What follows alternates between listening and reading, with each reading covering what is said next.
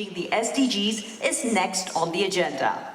This session will be an inclusive process and robust multi-stakeholder mechanism built on partnership and ownership of the goals for progress on the 2030 Agenda and SDGs. The emphasis is to showcase the need for awareness, adoption, and scaling up of the goals across sectors, such that the whole-of-nation approach is leveraged for SDG acceleration. I'd like to first call upon now the panel moderator, Mr. Stefan Priesner, United Nations Resident Coordinator for Malaysia, Singapore, and Brunei Darussalam, to take the stage. One housekeeping announcement, please do ensure you're logged onto Slido so as to be a part of the commentary and audience participation during the parallel session. If you're having difficulties, our event coordinating team is on standby to assist you. May I now request for our esteemed panelists to join our moderator on stage. They are Yang Berhormat Maria Chin Abdullah, Member of Parliament for Petalling Jaya, and Chair of the All-Party Parliamentary Group APPG on SDGs. She is joined by Yang Berusaha Puan Zakiah Jaafar, Deputy Secretary General Macro with the Ministry of Economic Affairs. Together with Yang Berbahagya, Datuk Noripah Kamso, Chairman of Bank Rakyat. Rounded out by Yang Berbahagya, Professor Datuk Denison Jayasooria, Institute of Ethnic Studies, KITA, with University Kebangsaan Malaysia, co-chair of the Malaysia CSO-SDG Alliance. Together with Yang Berusaha Puan Nurliza Hashim, CEO with Urbanese, Malaysia's Centre of Excellence for Sustainable Cities and Community Wellbeing. Mr. Priesner, over to you, sir. Thank you very much, and a very good morning. Great to see so many of you again here the second day. Before I start with this session, I would like to really extend my sincere thanks to YB Dato Saiful for a great kind of energizing address at the beginning of the day. Can we have one more applause? A small note, Mr. Priesner, if I may. First and foremost, though, Puan Zakiah will actually be presenting the keynote. I'll manage it. It's okay. Dato, I just wanted to say 3 comments on basically, if I may, on your very important presentation. Thank you for highlighting the international dimension of SDGs. The SDGs are a global concept. Obviously, they will be achieved through local action, but without international cooperation, without fair trade regimes, anything that we are doing locally may be unraveled internationally, and I thought you fantastically brought this out. I also want to highlight that the SDGs, really for the United Nations, especially for our Secretary General, are a framework for prevention. His focus is to prevent conflicts, both internationally but also in countries. And he thinks that the inclusive development concept of the SDGs are a fantastic insurance for prevention globally. So that's why I think it's so important to mainstream them into all areas, into intergovernmental areas, as well as, of course, within countries. Okay. With this, I now move to this session, and the session is organized as such that we will first have a keynote by Puan Zakiah, providing us an update about what the government already has done in terms of mainstreaming the SDGs. Puan Zakiah, the floor is yours, please.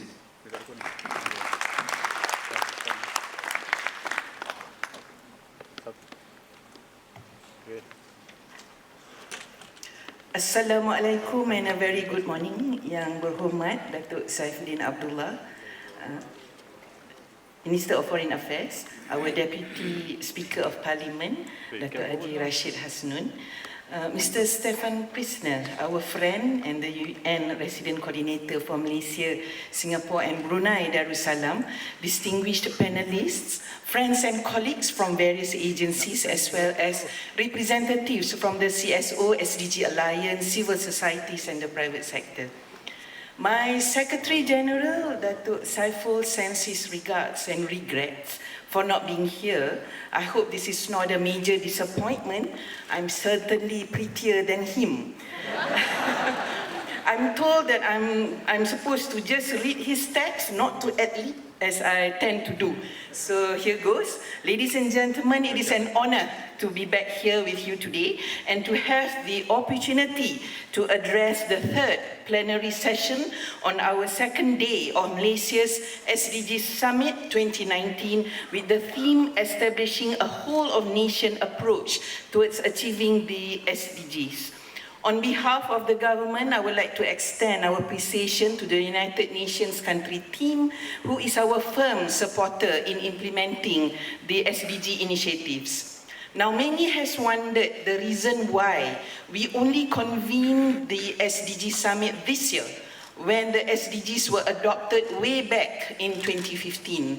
I hope to shed some light on this matter and share Malaysia's involvement in pursuing the SDGs to date and the importance of bringing together the whole nation towards achieving the SDGs. Ladies and gentlemen, sustainable development has always been at the heart of Malaysia's development approach. Since gaining independence in 1957, Malaysia has consistently taken into account the socio-economic and environment dimensions into our development plans, even though it was not conventional to do so then. Malaysia's journey towards an inclusive development began in earnest in the 1970s when the new economic policy was implemented to eradicate poverty irrespective of ethnicity and to address societal imbalances. In the mid-1980s, among others, the National Depletion Policy and the National Forestry Act were introduced to ensure our development remains sustainable without exhausting our natural assets of oil and forestry.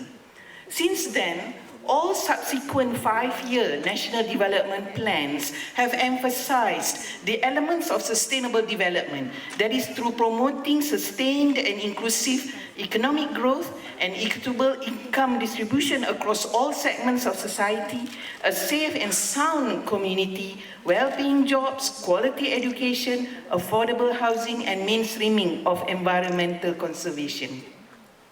Therefore, Malaysia is not starting anew on its pathway to sustainable development.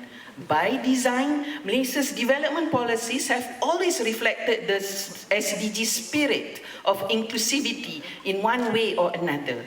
After getting on board the SDGs, we simply continue to align a process that is already in motion for over 4 decades now.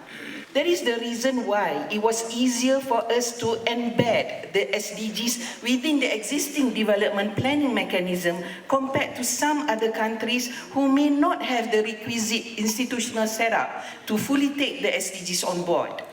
The Shared Prosperity Vision 2030, which was launched last month in this exact hall, also embedded the same principle of inclusivity and UN SDGs theme of leaving no one behind. The Ministry of Economic Affairs have begun aligning the new vision to the SDGs, and I am confident a full alignment can be easily achieved. Ladies and gentlemen, Malaysia's commitment in implementing sustainable development is articulated in the country's development planning agenda through the medium-term development plans, that is the 5-year Malaysia plans. Nevertheless, from the lens of the SDG, we are also working on 5 building blocks to ensure the SDGs will be fully implemented. That is policy framework, institutional framework, monitoring and evaluation, financing, and lastly, training and advocacy. From the policy framework perspective, soon after signing on the 2030 Sustainability Agenda, the government undertook a mapping exercise to align the SDGs implementation in the 11th Malaysia Plan, covering the period 2016 to 2020. This mapping exercise involved numerous consultations with non-state actors, the academicians, private sector, NGOs, and civil society. Based on the mapping exercise, the 11th plan in many aspects mirrored the multidimensional nature of the SDGs. all the 17 SDGs were successfully mapped onto the 6 strategic thrusts of the 11th plan. The midterm review of the 11th plan, which was launched in October last year, is the major policy document of the current administration. While the midterm review reflects the new policy priorities of the government, we are proud to say that the commitment to support the SDGs is wholly maintained. Again, the 17 SDGs are successfully aligned to the 6 policy pillars of the midterm review. Implementing the SDGs through existing national development planning mechanism generates at least 3 distinct benefits. First, Malaysia will have a clear direction for the implementation of the SDGs. Secondly, projects and programs can be crafted to support both national and the SDG agenda.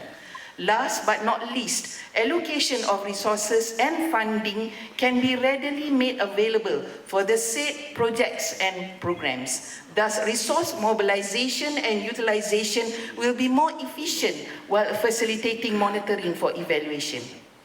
Apart from the implementation of SDGs through the existing national development plans, the Ministry of Economic Affairs has completed the first phase of the National SDG Roadmap for the period 2018 to 2020, which aims to guide the full implementation of the 2030 Agenda and the SDGs. The first phase of the roadmap will be the main reference point of Malaysia's commitment to the SDGs with specific actions to achieve them. The second and third phases will be followed suit by the 12th Malaysia Plan for the period 2021 to 2025 and the 13th Malaysia Plan for the period 2026 to 2030 respectively. Ladies and gentlemen, from the perspective of institutional framework, the SDG pledge of leaving no one behind made it important for the inclusion of different stakeholders through public participation from the academia, private sector and civil society. This will ensure all voices are heard and create greater accountability. The government acknowledges the significance of broad participation as it does not only help to fulfill human rights such as freedom of expression and the right to information. I believe it is now a stylized fact that greater engagement of stakeholders in policy processes and discourses lead to better policies and outcomes. Thus, the government has established a multi-stakeholder and participatory governance structure spearheaded by the National SDG Council, which is chaired by our Honourable Prime Minister. This council is supported by a National Steering Committee, which is chaired by the Secretary General of the Ministry of Economic Affairs. The Council sets the national agenda, monitors the implementation of SDGs at the national level, and endorses the report to the United Nations High-Level Political Forum. While the Steering Committee is tasked to formulate the SDG roadmap, monitors progress of targets, identifies issues, and proposes mitigation measures. This governance structure will enable Malaysia to oversee the implementation, monitoring, reporting of the SDGs more effectively. Ladies and gentlemen, the UN member states have agreed collectively that the progress of all the 17 goals and 169 targets are supposed to be monitored and measured through 230 indicators. As part of monitoring and evaluation framework, the Department of Statistics Malaysia has established and launched the National SDG Progress Monitoring System in March of this year. This indicator-based system will be the main platform in collecting and sharing of SDG data. With this system in place, a centralized, systematic and holistic monitoring of the SDG progress is now made possible. Information on national progress on SDG based on indicators could be accessed conveniently through one single system. It would also eliminate data discrepancies with regards to SDG progress and achievement. In addition, data and information from the system dashboard will help to identify implementation gaps and enable mitigation measures. The database will be a useful input for evaluation purposes and future planning, including funding assessment. Needless to say, information on progress from the dashboard will certainly help in preparing the country progress report on SDGs. In 2017, Malaysia presented its first voluntary national review at the high-level political forum in New York in support of the global monitoring and reporting of the 2030 agenda. With the theme of eradicating poverty and promoting Malaysia's prosperity in a changing world, the report listed Malaysia's progress on selected SDGs based on existing indicators then. Needless to say, having sufficient resources are crucial to pursue the SDG initiatives. I am sure, like many other countries, setting up an efficient and properly functioning financial framework is a challenge. Nevertheless, we have identified and developed a few financing mechanisms to date to support SDGs involving three main stakeholders: the government, civil society, and private sector. For government projects, the SDGs will be pursued through the various 5-year development plans as mentioned. Thus, allocation of resources and funding is readily made available through development expenditure funds. While the private sector will implement SDG-related CSR programs and core business activities through internal or external funding. In budget 2019, the government allocated 5 million ringgit of micro grants to implement SDG-related projects handled by NGOs in collaboration with the UNDP. In budget 2020 announced last month, 10 million ringgit will be allocated towards a joint government UN SDG fund to co-finance SDG initiatives in Malaysia. In addition, as mentioned by our minister yesterday, the Sustainable Development Financing Fund under Bank Pembangunan Malaysia Berhad has been doubled to 2 billion ringgit to help spur sustainable and green impactful initiatives in strategic areas of the economy. A total of 5 million ringgit has also been allocated to support the convening of the Parliamentary Select Committee meetings and also for greater engagement with civil society, which includes to address the SDGs at local level.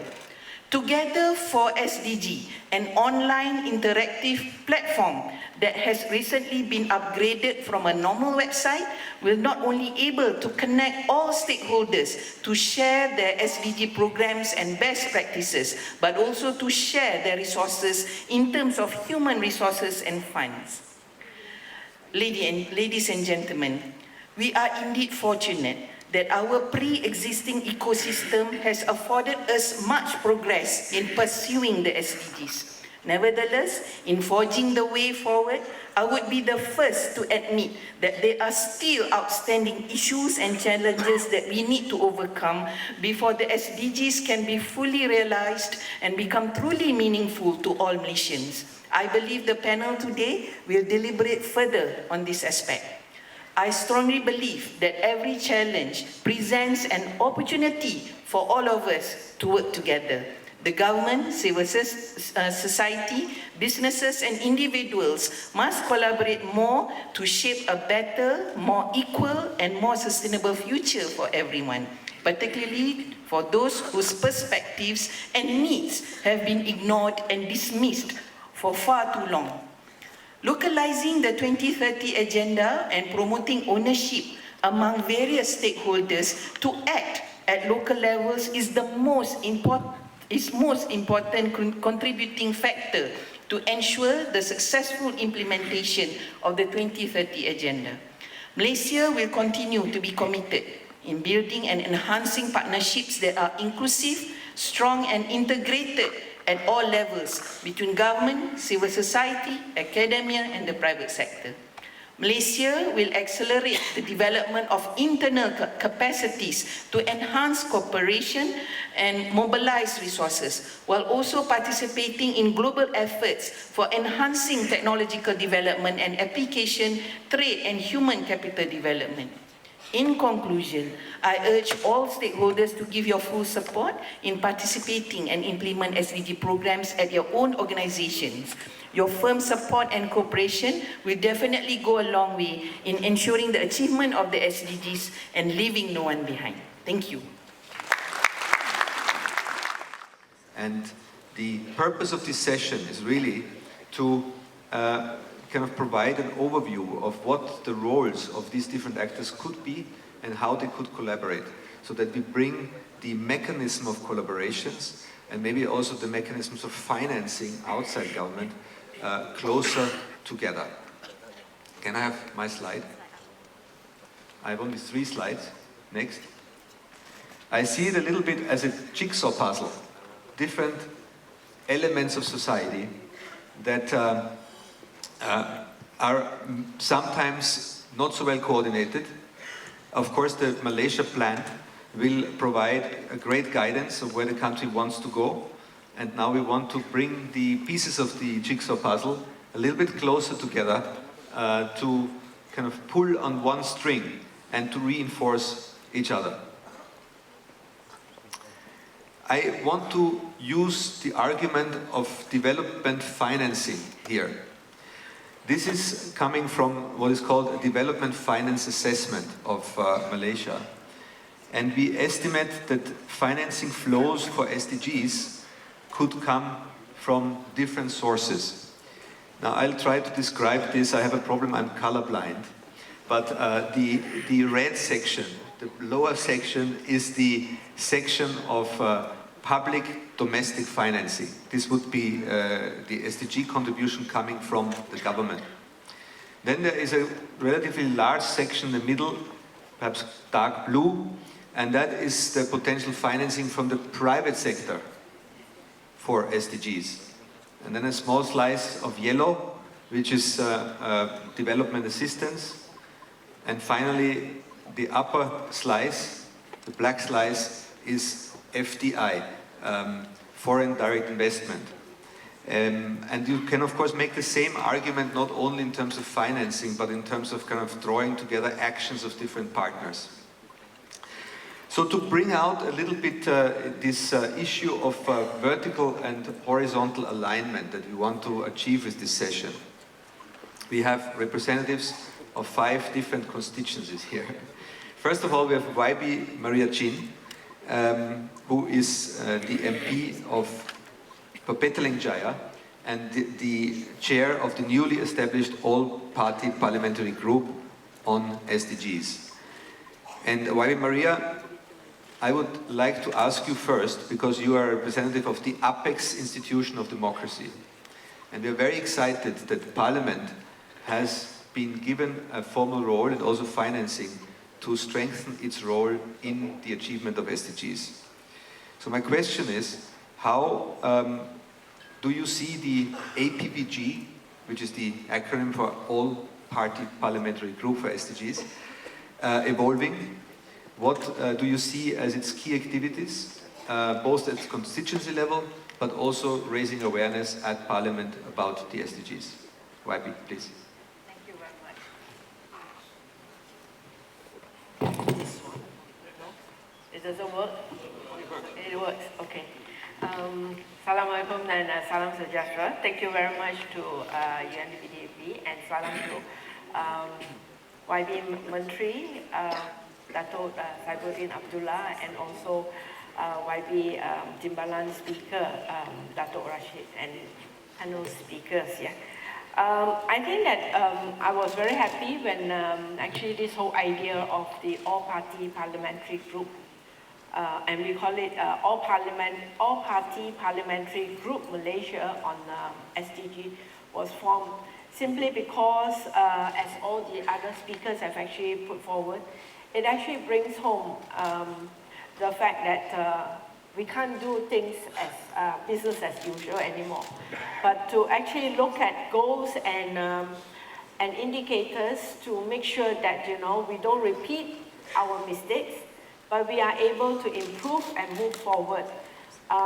And I see that the formation of this APPGM as a good start. It's an institution and a platform. And it's actually formed because we also have a very open-minded speakers and Timbalan speakers who actually support opening the democratic space within Parliament. So APPG is formed with 10 members of Parliament and 2 senators and a whole list of civil society organizations. And this is something that I believe that civil society has been dreaming of, to actually bring the voices of the people, their experiences and also their recommendations to Parliament. And APPG actually creates that platform. And what is most important about the APPG is that one, it has to be really framed, based on principles and beliefs that is inclusive of democratic governance, human rights, gender equality, and also justice. So, and it also uses the SDG as guides, with its goals and targets. And the other thing that the APPG is aiming to do is really that it has to be multilateral, where it involves various key actors. All of us are actually actors, but key actors, lawmakers. It includes the ministries. It should actually engage with government agencies, even at the state level, and also particularly civil society and people. The participation is really something that will actually bring life to the SDGs. We can have very nice goals and targets, but if without people's input, without people's participation, and that is actually significant with the CSO participation. And I hope that, the APPG will also go beyond just the civil society to include more communities, voices, and participation. The other thing that the APPG also aims to do is to see how we can actually work with local communities. So the 10 members of Parliament who have our own constituencies will try to work out with various communities to see how we can actually actualize and localize SDGs. So we are actually at the beginning. We only have like 3 meetings, and we are still working out how we are going to localize the SDGs. But the APPG has actually created an excitement within the Parliament. So besides the APPG on SDG, we are now hearing that other members of Parliament wants to form on refugee rights, on mental health, and even on science and technology, innovation and research. So that's exciting for me, and it's a very good start to actually make sure that we don't just set goals at the top level, but we also set goals together with various actors, so that we really ensure that when 2030 comes along, we can actually say and proudly say that we have actually achieved the goals and indicators that we have set up for ourselves. And it's very important because that is the expectation of the people of this new government, and we have to, it's a moral obligation as well as is in our conscience to actually make sure that we make it work. Yeah. Thank you so much, YB. You talked about, I think it's really heartening to hear that the spin-off of the first APPG is already moving into other areas such as refugees. I think that's really already an excellent result. Maybe one more applause for the Parliament. And I'd also like to acknowledge YB Dato Haji Rashid's presence with us. Dato, we're very honored to have you here as Deputy Speaker. Thank you. Now, you talked about the role of parliamentarians in localizing the SDGs. And I think that is a key challenge. How do we really bring about what I would call vertical alignment? You have on the one hand great policy at federal level, but then you have the state level and then you have the municipal level. And how do the SDGs really trickle down? Because action very often is local and not federal. The policies can be there at federal level, but how to localize them? And for this, we have with us another representative, and that is Puan, the CEO of Urbanize Malaysia, which is the Center of Excellence for Sustainable Cities and Community Well-being. Puan, you have been working a lot with municipalities on localizing SDGs, on solving local problems. Can you tell us what you see as some of the key challenges and opportunities of this vertical alignment with government? And maybe you have also some recommendations to improve this alignment. Please, over to you. Thank you. Thank you very much, Stephen. Assalamualaikum warahmatullahi wabarakatuh. Very good morning to everyone. Yang Berhormat Menteri, Deputy Speaker, the eminent panelists here. I think Urbanize Malaysia, being a center of excellence, our first inroad into trying to localize SDG was when we were the secretariat for the World Urban Forum 9. At that forum, which was happened right here in this convention center, Malaysia, was very fortunate because it was the first World Forum after the adoption of the SDGs. In fact, after the adoptions of all the 4 major documents, Sendai Framework, Addis Ababa, and the new urban agenda including. What was interesting as an outcome of what happened in KL, the discussion in Kuala Lumpur, was the Kuala Lumpur Declaration. It was a call for immediate action, immediate implementation, enough of policies. So it's an inroad from how do we bring agenda to actions in that sense.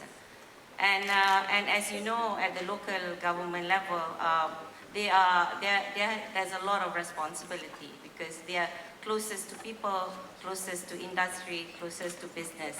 But they have a very strong responsibility and a very strong influence if change is to happen because they are every day very much in touch with the communities. So when we looked at the SDGs, we also see that as 17 there, and then how do we implement that? So we understand that it's very important that they have one single framework in terms of doing their work. So we actually introduced a process where we wanted them to align back with what they are doing because we wanted to give the confidence to the local government that actually they've been doing a lot because as implemented and shown by Puan Zakiah just now, we have embraced sustainability for so long already.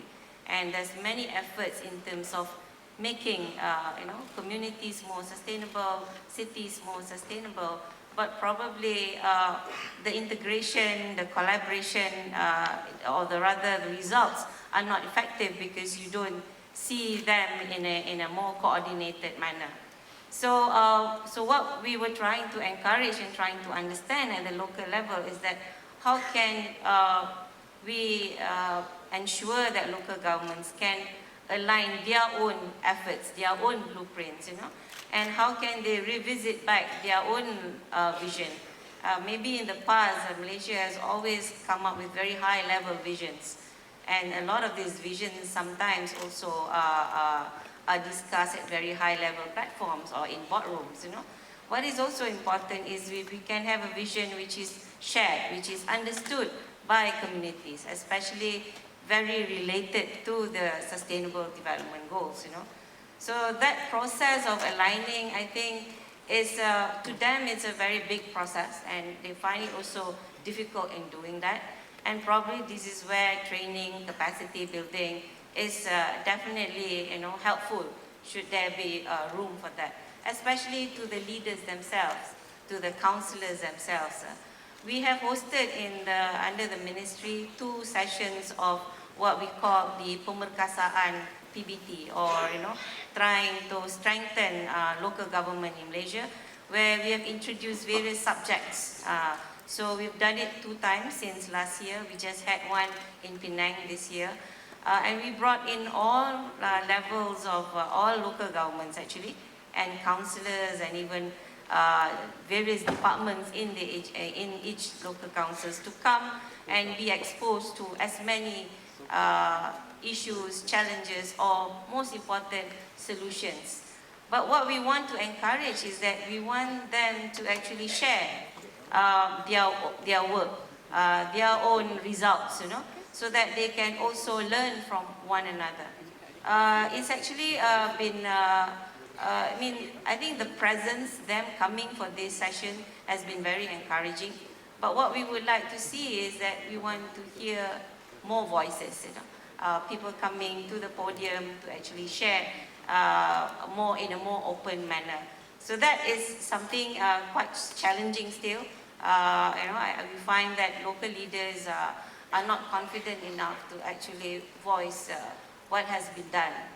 Of course, now what we are doing is we are looking for champions among local governments, and that's where we try to look for champions at different levels of the local governments, the city level, the district level, and even in very, very small local governments. So there are some positive results, not to say that they are not. We are now working with Shalam, for example, in trying to encourage them to do a voluntary local review.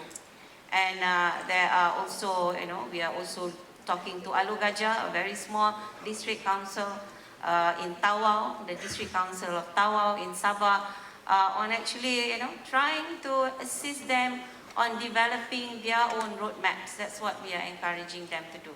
Because this will actually fall in with what Puan Zakiah said, the 3 benefits of doing SDGs. We want them to identify their projects and programs, align it to the SDGs, so that the budget systems, the budget that they apply is also in line with the programs and projects. So even though you have the Sustainable Development Fund, a lot of these funds, when we speak to the bank, is actually looking at high infrastructure projects. But actually when you talk about programs and projects at local level, it's actually very small programs and projects. So I think I've spoken this once to the banks and asked how can we sort of package this in a different manner, or can it be given to agencies that can help to coordinate some of these programs and projects. Because definitely if you are looking at ratings, credit ratings for local governments, that's still a lot of work to be done in those areas. So, and a lot of the SDG projects that you see happening currently in the local governments are really small community-based programs, So if we could actually repackage some of these financial schemes, I think it would be very, very beneficial for the local government. So I think I would want to say that in moving forward, probably local government should be more integrated in their approach. Also, local government should be integrated in the organization itself, because now it is also very driven by the various acts that they have to perform, street drainage, planning acts, So it's also in accordance to their current function. If SDGs is something that they have to localize, almost immediately, probably this is where integration needs to happen very fast, but also how do they collaborate with their stakeholders fast enough, with the people and with the business, and bringing them into the whole institutional framework. I mean, we know that a lot of PBT is doing that by bringing in councillors, but I think that's not really sufficient. So, so I guess my time is really almost up. What I would like to say is that the local government at the moment, they have a lot on their plate as well, So I think they do need assistance. They do need some guidance also, and they do need capacity, both financially as well as technically, for them to move the agenda fast enough if 10 years is the timeline. Thank you very much. Thank you. Thank you, Puan or Lisa. So you point at capacity gaps and maybe incentive gaps, and that is of course directly kind of addressed to perhaps the government to build something like this into the 12th Malaysia plan, to really have an incentive mechanism for SDG implementation at local level. I think the equal argument, in my understanding, may apply also to the state level, because we understand that sometimes state level action contradicts federal policies due to resource constraints. An example that I'm always told is the issue of environmental and especially rainforest protection. On the one hand, there are strong policies in place, but states need the resources and therefore need to resort to logging and other activities. So I would think that this needs to be counterbalanced by incentives, perhaps intergovernmental transfers, so that states are in a sense incentivized to contribute to biodiversity protection and climate change. Moving from the public sector to the private or semi-private sector, we have with us Dato Noripah Kamso, the chairman of Bank Rakyat, which I believe is a bank with a social purpose. But I think it's also fair to say that I've been extremely impressed to see the leadership of Dato Noripah in terms of building in a sustainability strategy into her bank in a very, very quick manner. Dato, my question is, based on your experience to push sustainability consideration in your bank's operation, how do you see the banking community, the banking sector, to better integrate the SDGs in their operation and to better contribute perhaps to the financing of SDGs? Over to you, Dato. Thank you, Stefan. Can you all hear me? Ladies and gentlemen, Assalamualaikum warahmatullahi ta'ala wabarakatuh. For a start, I think we should give a round of applause for the gender equality on stage. For the first time.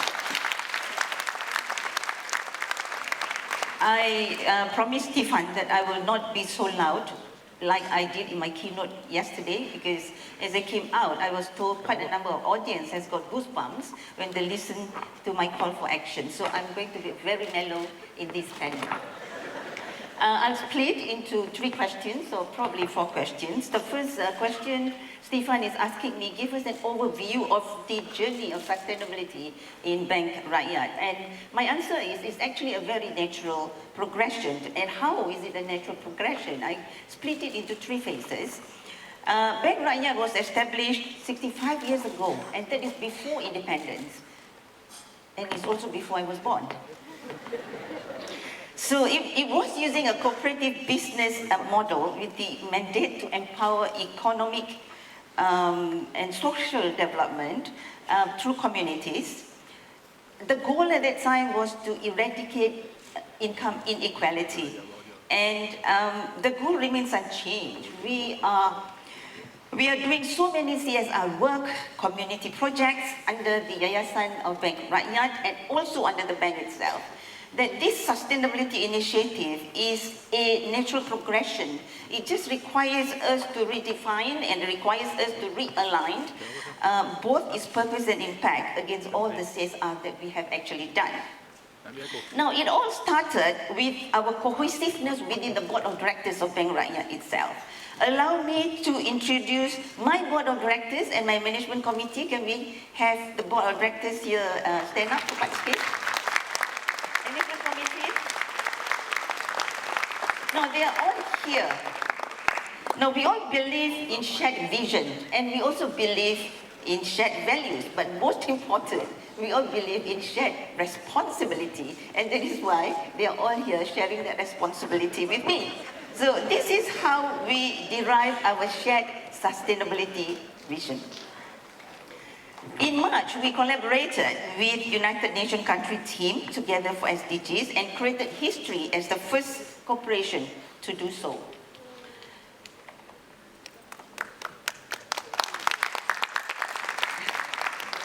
And the second phase, here we are an Islamic bank. We are actually a teenager, 16 years old teenager in Islamic jurisprudence of fair distribution as we progress into an Islamic bank offering. We then realized there is a need to interface ethical finance, social finance, responsible finance, impact finance, shared value finance. All those words get so convoluted, and we decided with all those values we should integrate it with SDGs. And with this thought process, in June, we launched an identity for Bank Rakyat. And the identity is the sustainable bank, which means we integrate the three Ps, the people, the planet, and then only progress in that order into our strategies. So we focus our profits for change. Our sustainability department is headed by a highly qualified medical doctor. He has a medical degree. Why do we have a medical degree? Because we want sustainability to be seen through a clinical lens. There's quite an amount of diagnostic and also post-mortem that need to be seen from the lens of a doctor, and it's not from the lens of a banker. And I would want to introduce you our highly qualified doctor who is heading our sustainability. His name is Nazrul Ashraf, assisted by Azhari. Azhari has been doing sustainability when he was in the United States in Miami. So it's very highly calibered. This is Bank Rakyat of tomorrow and not Bank Rakyat of yesterday. So besides it being a natural sense of responsibility for us, being a sustainable bank, we realized that it's cost efficient for us. Why? Because if you actually go to Bank Rakyat now, you would, when you switch the electricity, it says save energy. When you go to the toilet, save water. When you throw, we got 3 dustbins, that is paper, plastic, and others. Save the planet. So it becomes a lot more cost efficient, and when we start to look at saving energy, saving the water, and we realize that it can also qualify us for tax allowance under the GITA, the Green Investment Tax. So we realized that we are able to be cost efficient, and at the same time we are able to also increase the return that we're having. And ever since then, we never look back. Our Dr. Nazrul here, the reason we're having a doctor is simply this. You know, if you look at this water and you give it to a banker, the first thing the banker will say, how can I make money out of this? How can I finance this? Let's do the economic analysis and let's make a credit assessment based on financial analysis. But if I give this to a doctor, he's going to say, I've got to make sure that this is clinically clean, that this is good for drinking, that it has got the nutritive value, and it actually saves the planet. And that is the reason why we would want to see it from a different lens. Ladies and gentlemen, the third is Stefan asking me experiences and how the private sector, and especially banking, how we can contribute to SDG. Ladies and gentlemen, the game is how to scale sustainability, and that was actually mentioned by most of us here, especially Puan or Lisa. And bank has a very powerful role in the economy. Why? Number one, we control the money supply by directing what businesses we bankers is willing to finance. We can dictate that if the borrowers doesn't pass the sustainability compliant screening of the bank, bye-bye, no borrowing. That's on the extreme. But not on the extreme, we probably give a higher interest rate. So if you are actually a businessman, you would want to be sustainable because you have a cheaper cost of capital and cost of borrowing. But if you comply, we'll give you a very good interest rate and competitive. So that's the way we would want to incentivize. Now, this adoption, which can be carried, will be able to contribute across the economic sectors, and at the same time, grant impact assessment to be used by the United Nations and also the SDGs. Secondly, the bank can move the needle and also the metrics because of their scalability through their branches. Banks can encourage financing. Puan mentioned SME. She was very concerned about the way banks finance big infrastructure projects. So we are looking into financing the SME, the professionals, the business, the communities to enter, into say wind projects or solar projects or renewable energy or bioscience or water treatment emissions or migration or plastic or water recycling. There's a lot of opportunity. I can go on pages on all the opportunities that we are very interested to finance. And for Malaysia, we are coming up with a blueprint, which we are calling it SME Center Blueprint. 300 public listed companies in the world, only 1/5 or 18% qualify and align themselves to climate change 2050. So it's important that a Malaysian public listed company also disclose their plans to limit the rising temperatures to 1.5 degrees centigrade. So the bottom line from perspective of private sectors contributing to SDG, if we are the bank, we need to try to achieve and not having to reinvent the wheel, we just need to follow what United Nations has done. If the bank is a investment bank and you are in the capital market, you apply the UNPRI. If it's a development financial institution like Bank Pembangunan or Bank Rakyat, we apply the UNDP. If it's an asset manager, then we apply the UNPRI or even the UN Compact. And if it's a commercial bank, then we apply the UNPRB, yeah, which is banking. So we really need not have to reinvent, we just need to follow through. And there is this question of what are the challenges and opportunities. I think quickly, if the goal is the sustainable compliance screening on all our credit assessment, there's two challenges. We have to prepare the governance process, the risk management. I mean, we are so used to looking at business risk, but we are not looking at sustainability of risk. So we have got to include that, and our compliance has got to back up. Our system has got to be improved. Our vendors from the whole value chain, if the vendors are not contributing to sustainability, we probably will have a lower rating to the borrower, and that itself would incentivize the borrower because they wouldn't have a high rating for good interest rate. And we need to come up with scorecard. For a start, we have got the bank negara value-based intermediation, but we need to also make sure there is impact assessment. If not, it's only NATO, no action, but NATO, no action but talk. There's 6 opportunities for us to have impact positive growth. We have to be clear that this positive social growth gives us profits. Number 2, if we are first mover, we would be creating the standards. From standpoint of opportunities, we are serving the underserved communities. So we are actually opening new markets. We are encouraging the small businesses to look at the winds, to look at the sun, to look at the tide. Go to Kuala Terengganu and start doing all those windmills. Banyaklah angin kat situ. And again, I'm saying that, please, the local council work along with it. We travel in Europe, we travel in US. Punya banyaklah windmill all across US and all across Europe. Those are actually run and managed by the local council, you know. And the mangrove swamp, for example, use it for tourism, for goodness sake. We are quite happy to put it into our SME center to finance you. And we, for opportunity, we also see our future customers are the millennials.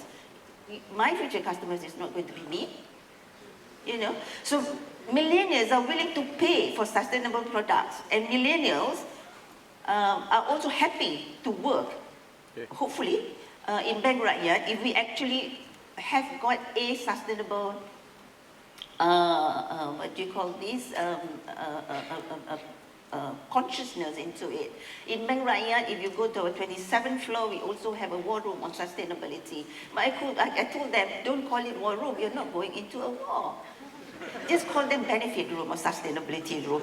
Last but not least, for the customers, in terms of opportunity, there is really a lot of value creation for new areas of business. We are encouraging not just the sun, the winds and the tide. And then from the client's perspective, worth repeating, I think it's best they do sustainable business because then they get cheaper financing, they get tax, and they are also able to get a better profit. The third question, which I break down here, is what incentive and regulatory reform, in my opinion, can spur the SDG. Just quickly, 5 points here. Currently, there is a tax. Currently, there's the tax, which is the 2%, which I think is a little too small if I can get the ministry to include it. And then we probably could give incentives on the corporate tax for those certified. Thirdly, I think we need to come up with a standardized definition of green to make sure there is no greenwashing that it is only for marketing. Number 4, the impact measurement can actually start using what the SPV 2030 is using on Unity Index and Integrity Index. Number 5 is certificate for sustainability, and I think that has to be something we need to look at. And last, whether the businesses use the Sunbeams or IDEA, I think the transition to low carbon or to cleaner and efficient energy requires public-private sector integration. And we can as well look at parallel financing. Thank you. Thank you. Thank you. And just to say that we had yesterday also a very fascinating business session where there were many recommendations coming out, how to systematize the interaction between government and business. We don't have time to go into this now, and that's why I asked the next speaker, Dr. Denison Jayasooria, the co-chair of the Malaysia CSO-SDG Alliance, to identify a little bit what you see as the role of the civil society. Dato, the civil society has a lot of knowledge. I've always been impressed what a deep knowledge the Alliance has about practically all important SDG gaps and issues. How do you feel the civil society can more systematically contribute? What are the challenges? Especially what would you see as a robust multi-stakeholder mechanism for civil society and grassroots participation to ensure that the advice of civil society can be mainstreamed into development in Malaysia? Over to you. Minister, Deputy Speaker, fellow panelists, ladies and gentlemen, I see in the room Mr. Harith Iskandar, and I'm sure most of you are waiting for his input as well as I am. The Malaysian CSO-SDG Alliance has been in operation since October 27, 2015, 1 month after the UN passed the 2030 agenda. Currently, there are over 50 core organizations with 8 umbrella organizations, possibly with over 30 grassroots member organizations and 42 individual organizations. In preparing for this SDG summit, the Alliance met on 2 occasions, what is called a pre-summit discussion. 20 people wrote up 11 papers, and last night I was up all night trying to put them together. It comes to almost 73 pages, and I've given less than 7 minutes to sum up some of the key points. 20 writers, 11 papers. Now, much of this will be discussed in the 11:15 session. 5 key areas of concerns and 5 recommendations. Firstly, the CSOs feel that development must not be charity-based, but must be built on a human rights framework.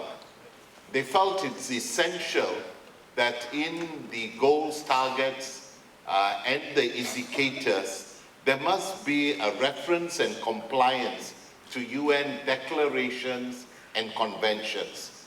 In the papers that our team compiled, they felt the United Nations Declaration on Indigenous Peoples' Rights, the Convention on the Elimination of All Forms of Discrimination against Women, to mention 2, and of course others like refugees, migrants, and so forth. That in the development agenda, especially for indigenous people, we cannot isolate poverty eradication and development from their struggle for land ownership and the multidimensional nature of poverty. And so there is a need for a radical rethink, even while the shared prosperity vision seems promising. to move beyond GDP to incorporate other development indicators like green economy indicator, human well-being index as being central to the way we are looking at development from an SDG perspective. Secondly, inclusivity and a more realistic measurement of poverty. Inclusive development has to take into account inequalities and existing historical disadvantage to specific groups.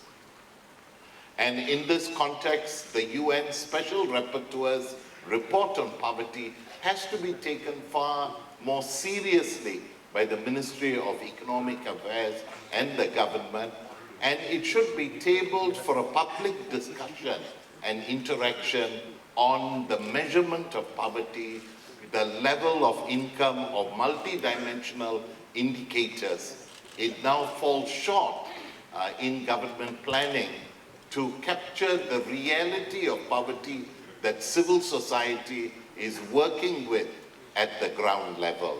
Issues related to gender equality, stateless children, and so forth must come central to this area.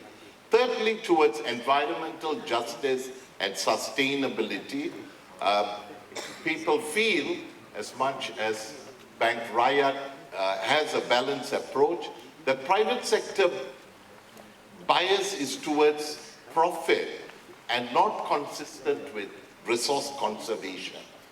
Concerns on wildlife crime and the call from civil society is to enshrine rights to clean and healthy environment into the federal constitution. Localizing SDGs and effective delivery is the fourth point. Ministry of Economic Affairs, according to civil society, feels it has been embedded into development planning, but not at the delivery stage at state, district level, and local authority. In this context, robust engagement as the fifth point would ensure that there must be a national policy for engagement, a greater commitment for access to information, holding the government accountable to the Freedom of Information Act, access to justice so that citizens' action through public litigation will become a consistent and formal approach. So strengthening civil society participation, I think the CSO-SDG Alliance has been very active with EPU and now the ministry in the formulation of the Voluntary National Review. We were present in New York as well in the SDG roadmap. We are members of the steering committee, but we feel that participation must be institutionalized with a clear policy and not ad hoc, selective by ministers who are more open, not by secrecy, but through partnership. SDGs call for partnership, not just taklima and consultation for input. Civil society wants to be a strong partner. Just in preparation, Mr. Moderator, civil society brought up 93 pages in a document, and if you want this draft copy, it's available. But the dynamism of civil society, NGOs, community-based organizations, residents association, Rukun Tetangga is central to the localization. I think people are ready. I hope there is political will to extend that in a way that people can hold it accountable. Thank you very much. Thank you, Dr. Denison. I think the idea of a national policy of engagement would be a fantastic strengthening of the whole SDG framework. And last but not least, of course, the floor goes back to the first speaker, to Puan Zakiah. the Deputy Secretary General Macro of the Ministry of Economic Affairs. Puan Zakiah, having heard all this, could you describe to us the current mechanism and perhaps the way forward and some of the challenges of horizontal and vertical policy coherence to get a catalytic effect on the achievement of the SDGs? Over to you. Thank you, Mr. Stefan. You know, one might be forgiven listening to the keynote address that all is hunky-dory, all is well and good. But it's not. We do have issues and challenges in pursuing the SDGs. Here are some listed. For instance, the burden to report the progress of SDGs fall on the respective government, which is fine. But when we prepared the 2017 voluntary national report that was presented to New York, in preparing that report, we quickly learned that we had an incomplete picture of what the non-state actors were doing in pursuing the SDGs. So we need to have a structured mechanism to develop, collect, analyze, and utilize the data and information in preparing the national report. We set a target on ourselves to present our next voluntary national report in 2021, hopefully. And hopefully by then we are better organized and have a better picture of the SDG progress. Now we also find that there is still a lack of full understanding of the SDGs among our stakeholders. At worst, some quarters think that this SDGs is another set of international commitment superimposed on us. Whereas, as we've shown that these SDGs are not new to Malaysia. So we still need to convince some quarters that it is in our benefit to pursue these SDGs. So I think greater advocacy or better advocacy programs need to be implemented. The third point, of course, it is a real challenge to coordinate across stakeholders, across sectors, across areas, with everybody with different priorities and interests. So again, coordination is crucial here. Now, we have a saying in the ministry, if everybody hates us, then we know we are doing a good job because we are fair to everybody. So in that sense. And the fourth point, of course, funding is always a concern because it's never enough. So we need now to be more creative to find alternative and innovative funding mechanism. We are very grateful to to financial institutions who are leading the way, Bank Rakyat and Bank Pembangunan, in financing green initiatives. So we hope more institutions can get on board. There are also other alternatives like crowdfunding. I believe the Ministry of Finance has also set up a governance structure on how best to do that. Now, the challenge of localization, this point has been well alluded to by our foreign minister and our panelists. We share the same sentiments. We believe that judging from, we are very heartened to see the response to this summit, but it also proved that, we don't have enough platform to hear everybody's points of view and feedback. So we are serious in thinking of how best to institutionalize this engagement with all the stakeholders. I believe in this under this new administration, we are given the opportunity to be frank, to have a transparent conversation with each other, and to set our priorities together. So in the 12th Nation Plan, we are also thinking about reviewing our relationships with the state government and lower levels of government. If you remember, well, if you read the news in the last this year alone, you know, our ministry, the minister of our minister chairs the development committee for Kelantan, who is under the opposition, because in MEA it doesn't matter who you vote for. Everybody should benefit from development. So in that sense, we are trying to rebuild our institutional relationship with all the state governments. And next is our relationship with lower levels of government, including local authority.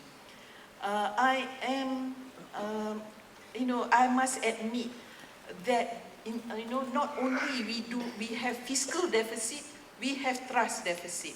So in the country, and I believe that is one of the reasons why this current administration is in power.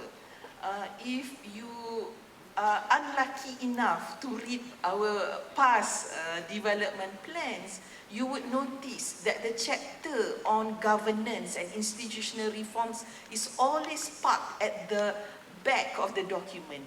Not so for the midterm review of the 11 Malaysia Plan, which is the current administration's first policy document. Reforming institutions was put at the first policy thrust because rebuilding trust institutions must be our #1 priority to rebuild this trust in institutions. And lastly, data issues. I always say we can never have enough shoes and data. So it's really a challenge to gather over 230 indicators to monitor the progress of the SDGs.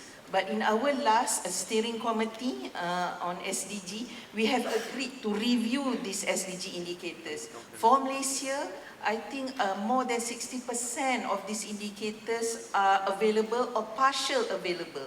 So we are working very hard, Department of Statistics is working very hard to complete the coverage of variables to monitor these SDG indicators.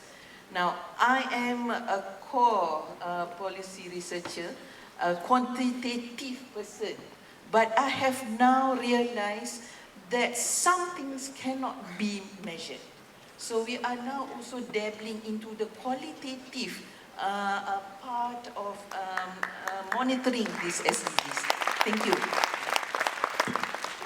Thank you so much, Puan Zakiah, for this very constructive and comprehensive response. Now we have another 15 minutes for a Q&A session. I'd like to ask the slider operators whether we should start this time with some of the Slido questions, if there were any from the audience.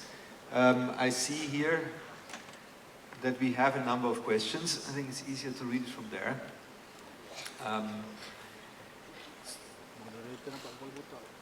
We currently, I just read the questions and I leave it then to the panelists to answer. I think there were moderators that shortlisted the questions based on likes and clusters of questions. Question number 1, we currently officially measure our progress through GDP, a poor indicator of actual and capacity for future sustainable development. Any plans to change this?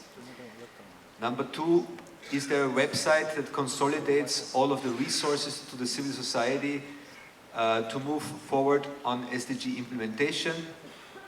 Budget is allocated and a shared platform. Number 3, can we have data of Malaysia's progress in meeting the SDGs? Are we progressing or are we lagging? Broad statements must be supported by data and statistics. And finally, where can we access the draft copy of the CSO proposals?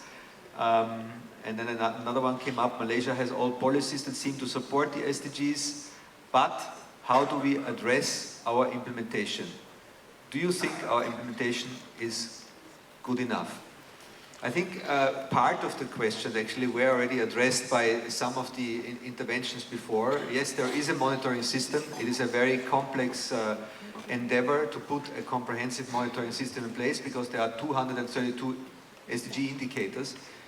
Even very developed countries have difficulties to get a wholesome indicator framework, and the Department of Statistics is working hard on doing that. Maybe the panelists in reverse order, maybe Puan Zakiah, you can be the first one to answer some of these questions. I'd like to address the question on measuring beyond GDP. In 1991, when the Vision 2020 was first launched, if you remember, there were 9 challenges to overcome before we can call ourselves an advanced nation. Only one of those challenges directly related to the economic dimension. The rest were all about societal change, whether we become a scientific-based society, whether we have the values of an advanced society and so on. And during that time, the Economic Planning Unit has started to develop the concept of development beyond the GDP alone. So 8 years later, in 1999, we established, then it was called the Malaysian Quality of Life Index, but now it has evolved into the Malaysian Wellbeing Index. And this index of 68 indicators divided by 2 dimensions, the economic and the social dimension. The economic dimension is very, very obvious. Our income, the distribution of income, and so on. The material side of life. But what is interesting is the social dimension that looks after, that covers our health, our housing, access to housing, how we treat our environment, the condition of our family. And in the last decade or so, the progress on our material side is doing very well, alhamdulillah, but not so much on the social side. 3 components showed, very worrisome concern, our health in particular. Non-lifestyle diseases are creeping up very fast. On family component, juvenile crime is going up, abuse of drugs going up. On environment as well, the amount of pollution and all. So it looks like our society, in chasing the material wealth, the society is under some kind of pressure. And this well-being index has become a useful tool for us in the ministry in terms of allocating the development expenditure to the right sectors and areas. Thank you. Dr. Denison, perhaps the question where you find the CSO information. I thought I would first, hello. I thought I would first respond to a substantive question on measurement. I wanted to make 2 comments there. One is, the very terms shared prosperity vision in itself is lopsided. While the document seeks to balance it, the title and thrust is on prosperity. And that then is one of the 5 key targets. So it's better to focus on well-being, quality of life, index. Civil society calls for environmental audit of conservation of resources and themes of this sort. Even in the multi-dimensional poverty indicator, while the dimensions are there, 4 dimensions moving beyond income, it's still not comprehensive to measure quality of life. 2, the indicators themselves, if you take and the measurement, puts a very low benchmark as opposed to a higher one. And that's why the special rapporteur also criticized the way we measured it. On the other 2 questions, I think CSO activities at this point, we have a Facebook, which you can check out, Facebook page, Malaysian CSO-SDG Alliance. But the member CSOs have their own web pages, which will give in detail. This 70-over-page document is hot, it's still a draft, it's being corrected.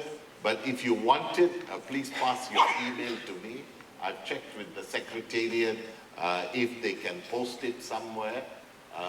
We are passing it to Ministry of Economic Affairs.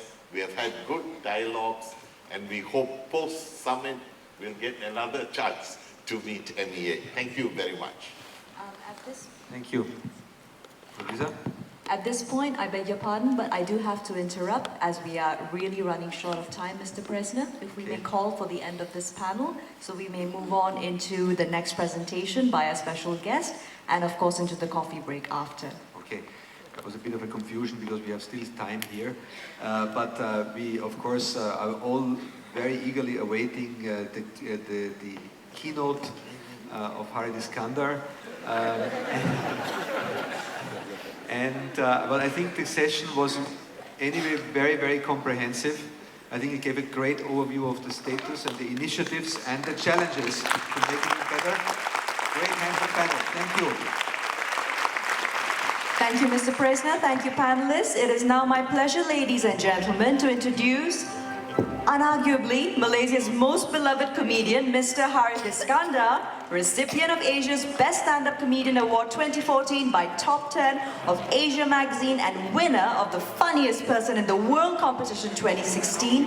He is with us here today to share not only his citizens' observations in light of the UN SDG Summit, but once again, he will be moving on into the stage right after the panelists are done with their photo-taking session. Thank you all very much indeed.